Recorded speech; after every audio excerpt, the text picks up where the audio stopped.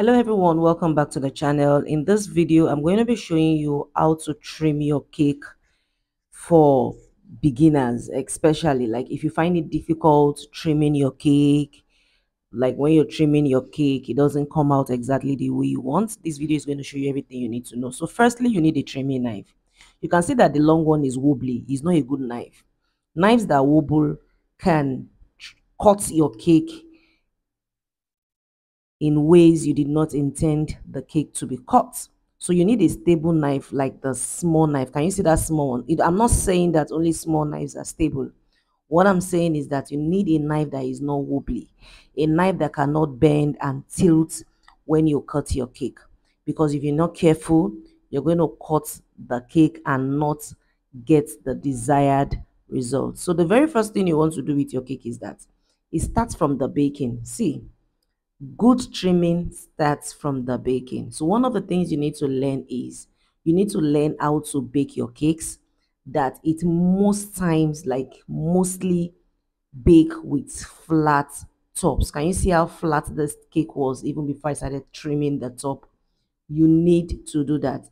The next thing is that when you want to trim your cake, you look at the cake, you look at the angle that is the lowest, the side of the cake on top that is the lowest.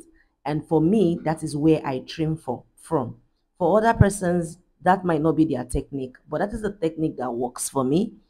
And I trim from that angle. So I trim from the lowest angle because I'm still going to want to find my way. You want to have a flat top, right? You want to have an even surface, a even top. Hence why I trim from my lowest point, because if I trim from the high point, I'm still trying to find my way to the lowest, because we want the cake to be even, we want the top to be, to be leveled and everything. Hence why I trim from that angle. If you've not subscribed to the channel, please kindly do that. Kindly subscribe to the channel. Don't forget to click the like button, that's the thumbs up button. Don't forget to share this video with others. And don't forget to drop your comments, questions, and concerns. And one thing about me is that I always ensure that I attend to your comments and I reply your questions and, you know, whatever it is you need answers to. So one thing again about trimming that I want you to know is that it is a process. It is not something you rush through. Trimming your cake is not something you want to do like you want to rush through it. Even if you are a pro, like you're very good on trimming, you know how to trim, you've been trimming before for years and all. If you still carry your cake anyhow and just place the knife on it and just start cutting without checking out those things I have highlighted earlier, you are going to damage the cake and you won't get the result it is you want to get with the cake. So whether you're trimming a moist cake, like you can see that this chocolate cake is very moist because the texture is dessert like, or you're trimming a dense cake like a vanilla cake that is not a creamy vanilla cake, you need to take your time. It's the same process. You check out the part that is low, the lowest part of your cake. That is what you're going to check before you begin to cut into the cake. I believe I've shared this video before where I talked about how I love to trim my cakes. I always love to trim my cake in a tray. In case you're wondering, this video is on the channel. Either is on our YouTube shorts or is on the channel where I spoke about why I love to trim my cakes in a tray. So I simply, in case you're watching this video and you're like wondering like, why is she trimming the cake in a tray? I do that because for me, I've realized that it helps me control the cake crumbs. It helps me control the cake crumbs in the kitchen. That's way I don't get cake crumbs all over my studio.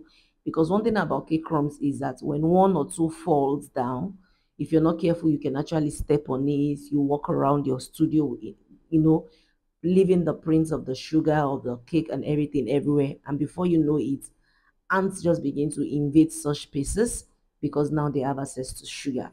So one of the things I always ensure is that I don't leave traces of cake crumbs. But if you don't have a big tray, a tray as big as mine, you can still trim on your tabletop, on your table surface, or on the counter, but ensure you clean thoroughly. So let's get back to it. So trimming your cake, like I said, is a labor of love. It's not something you want to just rush through. It's not something you want to just cut. It's very easy for you to watch all these videos on Instagram and You watch these real videos on Instagram, 1 minute 30 seconds videos, and you see them in those videos. They've trimmed the cake, they've concocted the cake, they've done this, they've done that, and because of that, you just believe that that is how it works. No, it never works like that. So the next step is to get your cake board and get fondant. Apply a little bit of water to your fondant and use that as your edible glue. So I use fondant to stick my cake on the board, but you can decide to make your own homemade edible glue. You can buy edible glue from the what's it called, from the stores, from the bake item stores, if you want to do that. But for me, fondant just works as magic because it's sticky, it's stretchy, it has as a perfect edible glue, and that is it. The next thing you want to do is you want to get your American buttercream. They have the American buttercream recipe. It does not have to be American buttercream. It could be Swiss meringue. It could be other type of buttercreams. It could be Italian buttercream.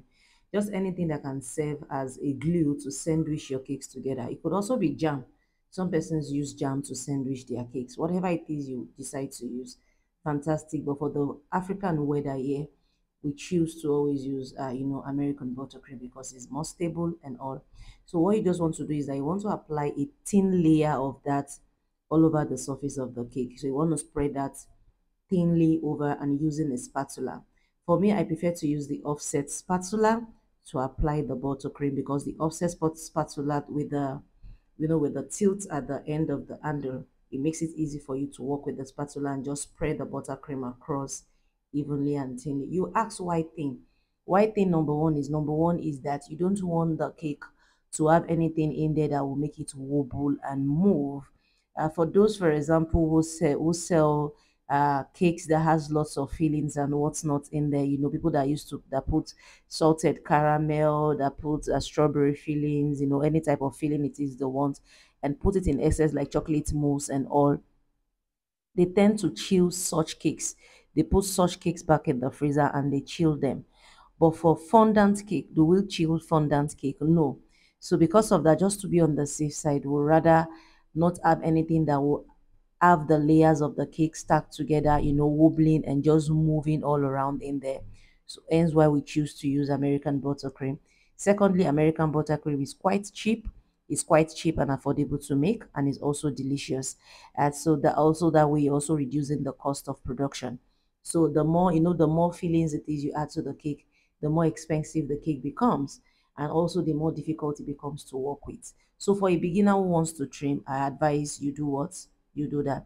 So there are two ways you can trim your cakes. You can go from top to bottom like I first did, or you can go to the side, facing you. So the knife will be facing you. As you trim, the knife will be facing you.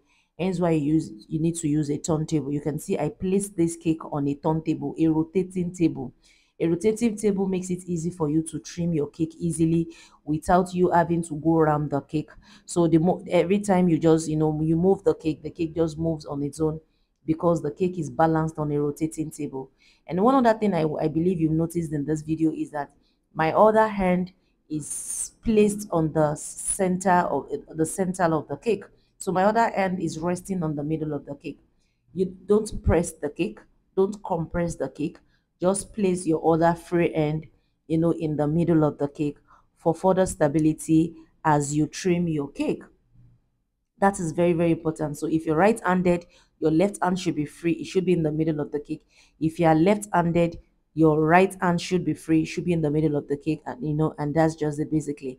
So for me, the technique that works better when it comes to trimming cakes will be the technique where you go round the cake in this circular motion.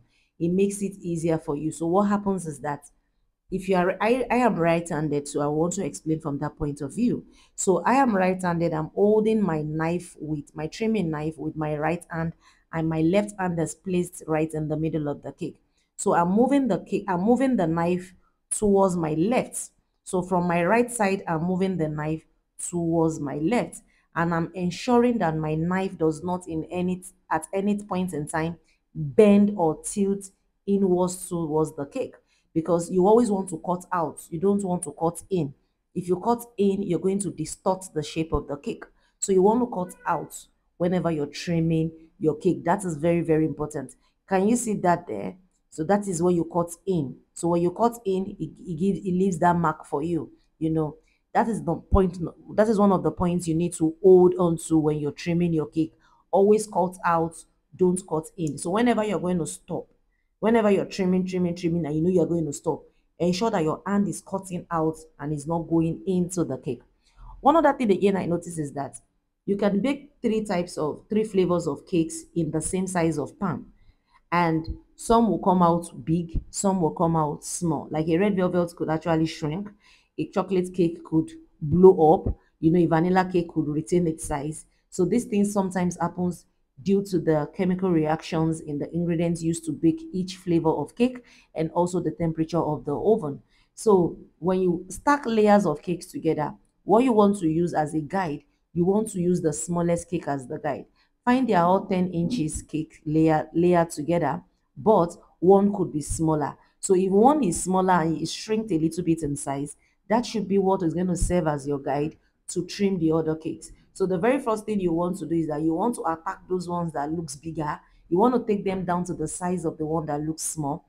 Believe me, these are amazing tips for beginners. It makes your trimming experience better. It makes it easier for you. So when you use the smaller one as a guide, once that serves as a guide for you, then you first take the ones that looks wider, you trim them down to the size of the smaller one before you now begin to trim all together in unison.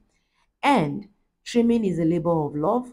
It's not something you do in a hurry. You don't want to do this in a hurry. No matter how much of an expert it is you don't want to do trimming in a hurry.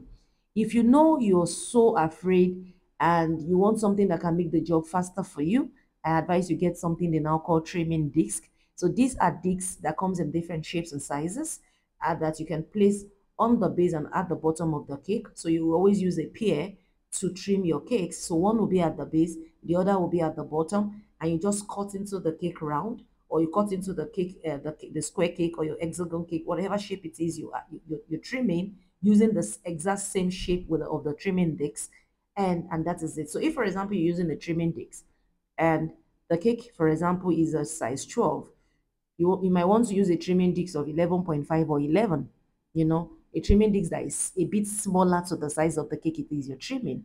That is the aim, so that by the time you trim the cake, everything is in unison, everything looks equal, everything looks neat, because you've decided to do what? You decided to use a trimming disc that is smaller. Some persons also don't use a trimming disc. They go the traditional method like I'm doing in this video. But what they do is that if, for example, they need an 11 inches cake, they can bake a 12 inches cake. So they trim down to 11 inches. Some even do 2 inches smaller. So if they need a 10 inches cake, they bake a 12 inches cake, trim it until it's 10 inches. But note that if you do that, it means that when you're costing your cakes, if you're selling the cake, when you're costing your cake, you need to cost a 12 inches cake to the customer, not a 10 inches cake to the customer. Because who pays for all the excesses it is that you've trimmed off the cake? If you understand what I'm saying. So, but this traditional method of just going at it gently, trimming off the excesses gently, making it neat gently, and all reduces the cost of production, because you won't be cutting out so much from your naked cake. The aim for trimming your cake is this. Number one, you want to get a leveled cake. You want to get a cake that is so leveled that by the time you cover with with your fondant or your desired frosting of buttercream or whipped cream or whatever, you have a cake that is standing upright, a cake that looks neat, a cake that looks beautiful, a cake that looks professionally done. But especially for fondant, one of the reasons why we trim, like I said, is to get a leveled looking cake. Another is because of what is on vogue is the sharp edge.